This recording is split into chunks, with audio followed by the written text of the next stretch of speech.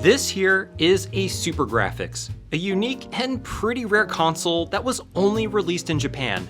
It's so rare, in fact, that only 75,000 of these were ever made, and it had only 5 games made for it. Just to put that into context, the Super Nintendo, which was a competitor of the SuperGRAFX at the time, sold nearly 50 million units worldwide, and has a library of over 1,700 games. I happened to pick this SuperGRAFX up during my trip to Japan, and while it's in pretty decent shape overall, I'm going to give this a complete, and I mean extremely thorough overhaul like you've never seen before. And maybe the folks over at DK Oldies can take a few notes.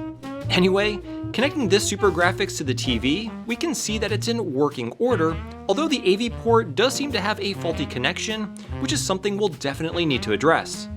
So not only will I be replacing aging components and giving this a very deep clean, I'll also be improving it with a fantastic video mod.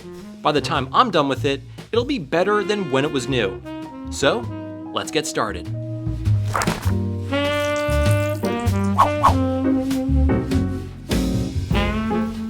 Alright, as usual guys, we're going to start off by completely tearing down this SuperGRAFX to get to the motherboard.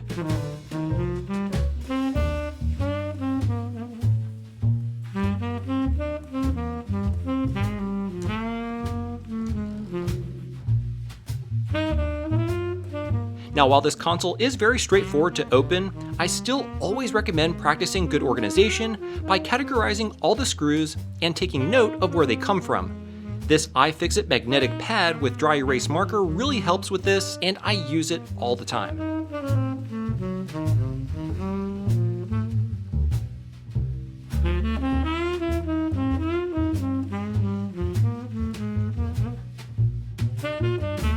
And right off the bat, I noticed some cracked solder joints on this RF shielding, which we'll definitely need to address later on for this restoration.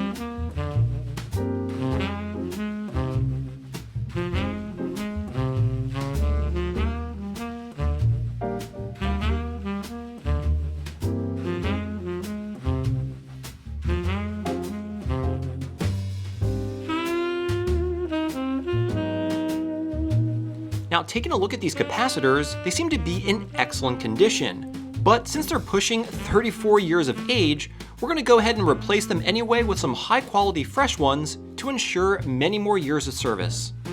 So here we have the famed Hudson 6280A CPU, which is the brains of both the SuperGRAFX and every other PC Engine console out there. And here we have the dual Hudson 6270A video processors, which is what makes the SuperGRAFX unique. All other PC Engine consoles only have one of these chips, but the SuperGRAFX has 2. Now, upon further examination of the board, we can see that it's caked in all this old residual flux, which is not only unsightly, but also very sticky. Once we get the board completely prepped, I'll be putting this through my ultrasonic cleaner to get this thing completely spotless. Anyway, let's start to prep the board.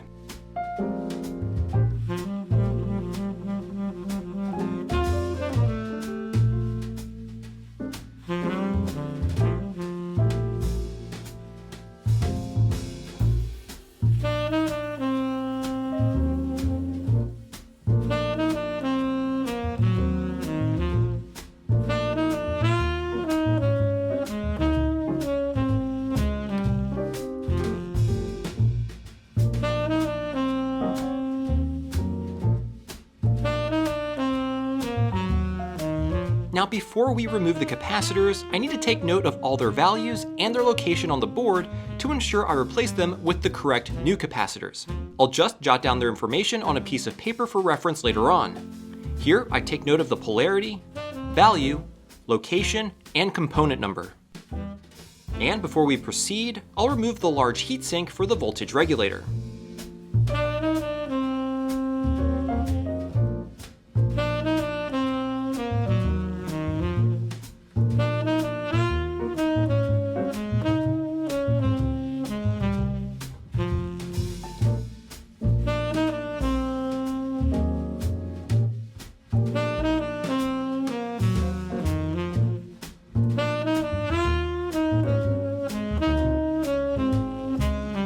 Now, let's go ahead and remove all the capacitors.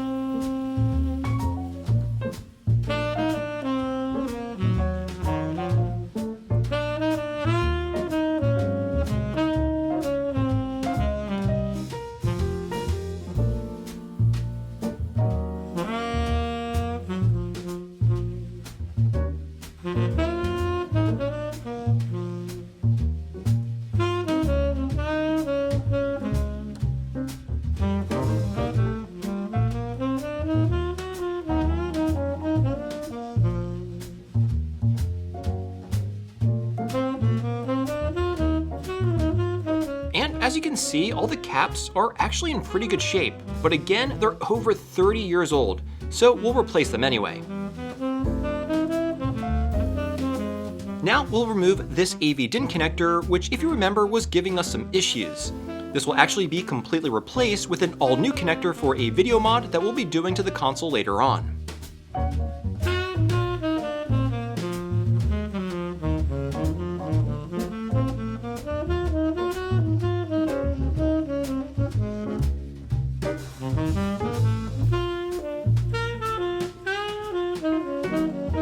And again, here you can see all the flux residue. So let's go ahead and drop it into the ultrasonic cleaner. I set mine to a 3-minute cycle with the basin temperature set to 50 degrees Celsius. This should really get the thing nice and clean. I use a mixture of distilled water and the proper amount of this Branson electronics cleaner concentrate mixed in. I've had nothing but great results using this so far.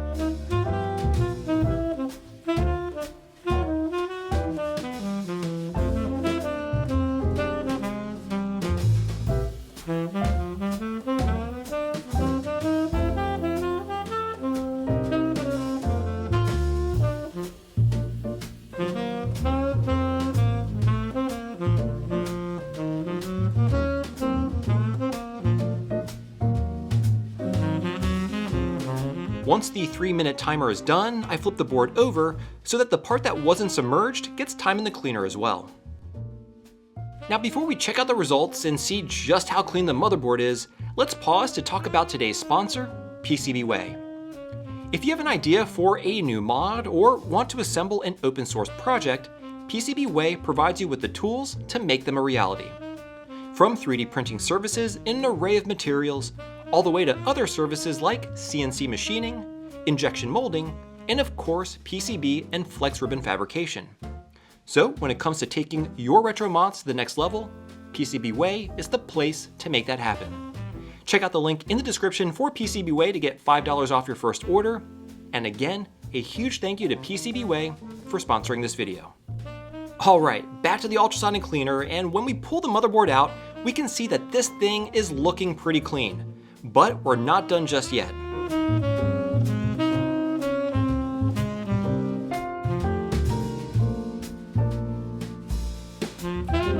What I do next is douse the board in isopropyl alcohol in order to help displace all the water left behind from the ultrasonic cleaner, since IPA does evaporate much quicker.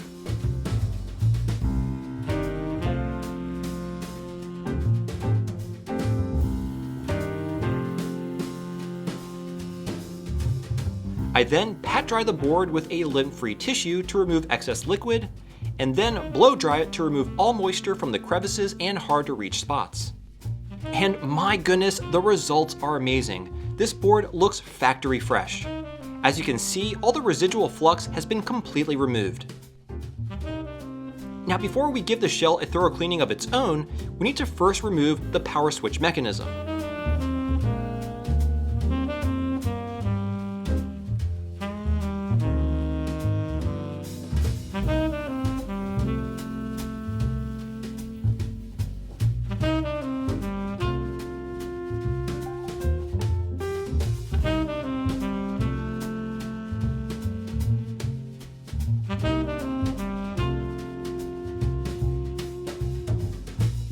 And then, let's give everything a nice bath.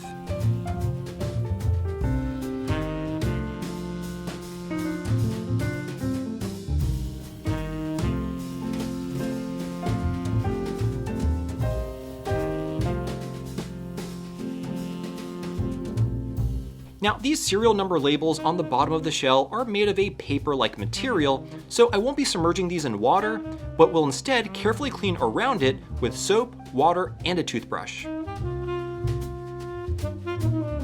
And then with a clean microfiber cloth, I wipe away all the excess soapy water.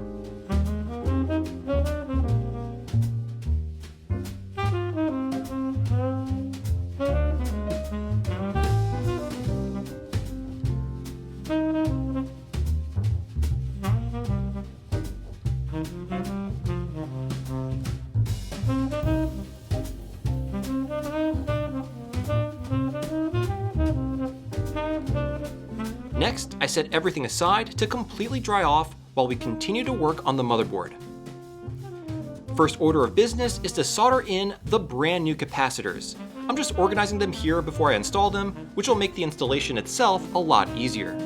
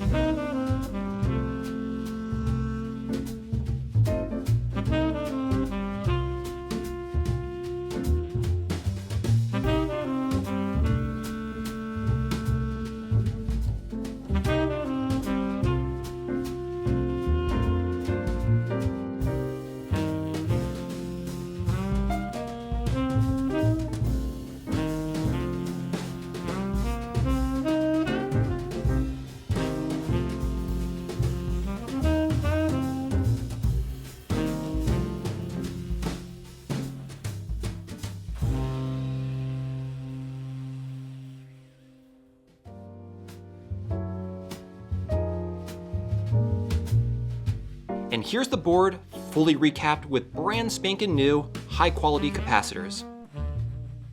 Now, the Console 5 capacitor kit also comes with the jail bar fix, which requires us to replace two small ceramic caps on the back of the board, C168 and C169. So let's do that next.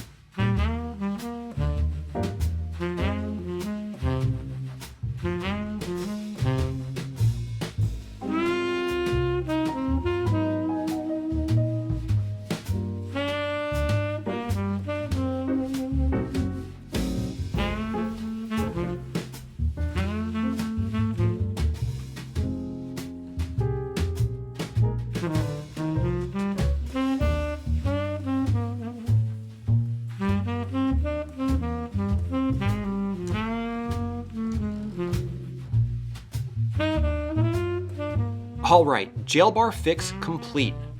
Next up is prepping the motherboard for Zaxor's Turbo Nanza mod kit, which will improve video output quality, so let's start doing that. The Turbo Nanza mod is definitely one of the best mods you can do to any PC Engine or TurboGrafx console. I cover this mod extensively in a dedicated video, which you can find linked down below if you want to learn more about it.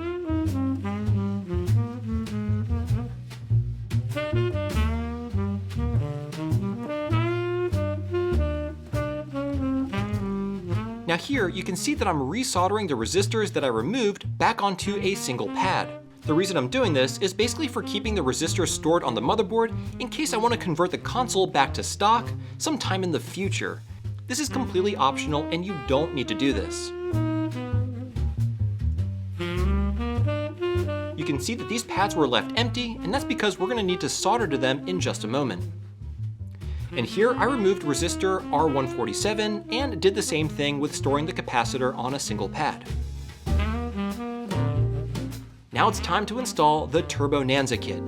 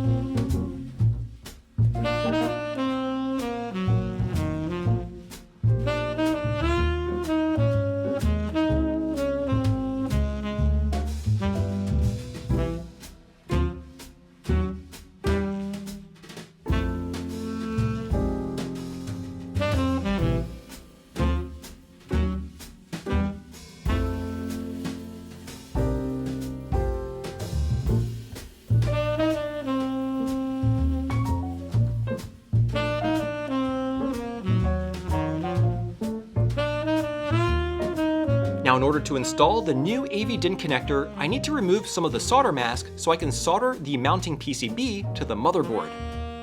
I mark the areas that I need to solder to with a marker, which indicates the area of the solder mask that I need to remove.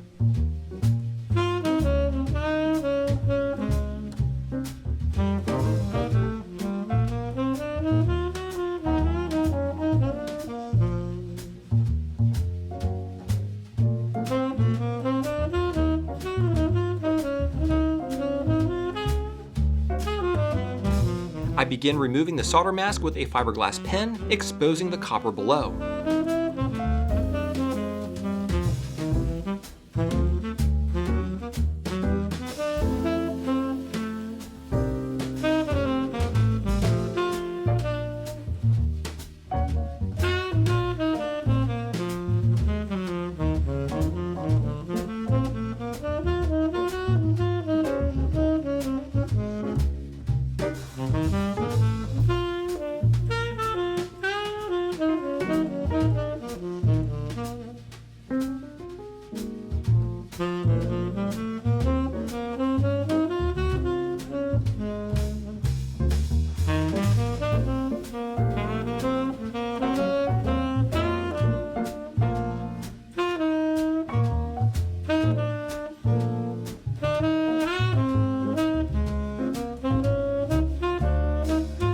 And here you can see we have two perfectly exposed pads to solder to.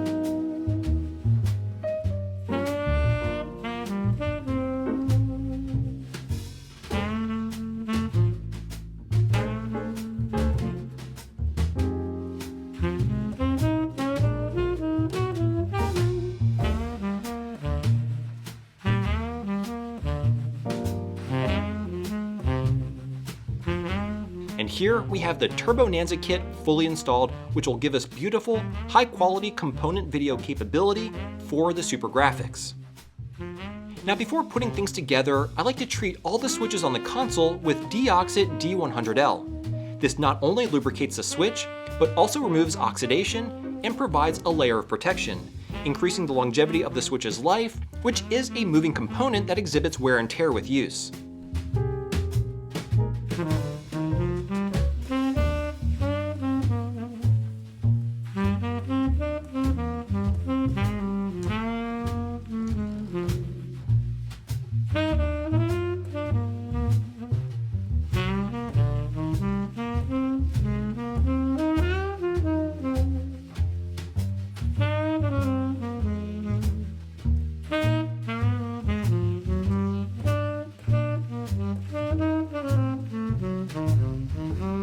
Alright, the motherboard has been completely refurbished top to bottom and modded with the Turbo Nanza kit and is looking absolutely amazing. Now it's time to put it all back together.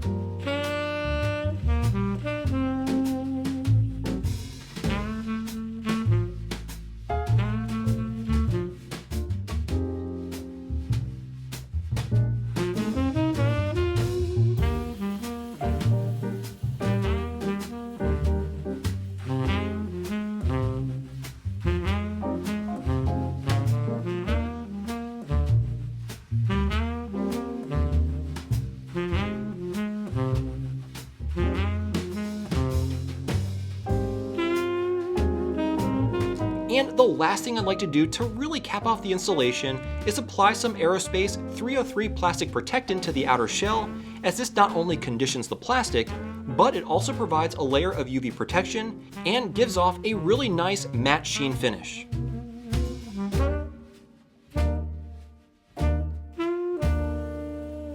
And there you have it, folks, a completely refurbished SuperGRAFX console that's ready for decades more of enjoyment. I'm really happy with how this turned out. The SuperGRAFX is a relatively unknown console with only 5 games made for it, but with it now all refurbished and outputting beautiful component video through Zaxor's Turbo Nanza kit, I'm really going to enjoy the heck out of those 5 games. Well, I hope you enjoyed this video, and if you did, I'd really appreciate you hitting that like button.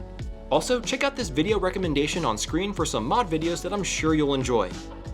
As always, thank you all so much for tuning in today, and I'll catch you again next Thursday.